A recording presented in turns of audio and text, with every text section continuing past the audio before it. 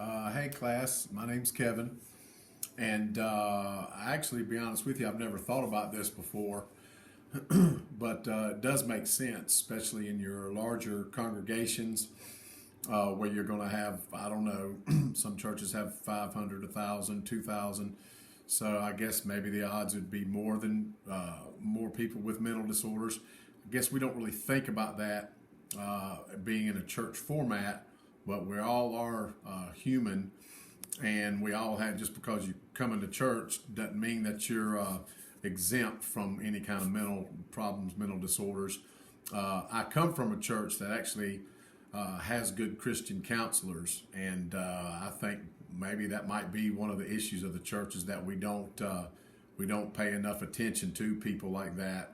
We think that everybody that goes to church and shows up is pretty fine. They're okay people. There's nothing really wrong with them.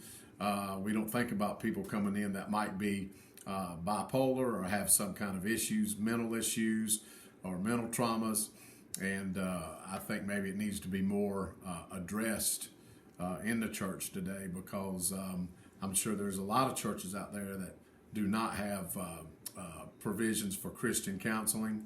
And even if it's a small church, just because you have a church of 50 or 75 or even 100 doesn't mean that you don't have to have any kind of help for mentally disabled people.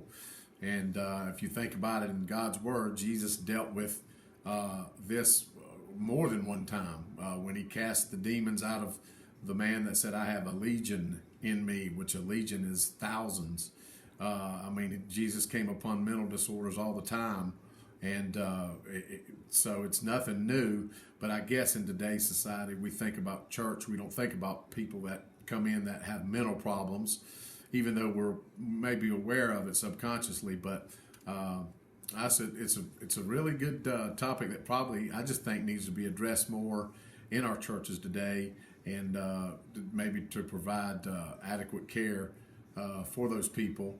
And especially the ones that might not want to come to church because they know they already have a problem. So it's a good question. So that's my thoughts on it, and look forward to the rest of the quarter.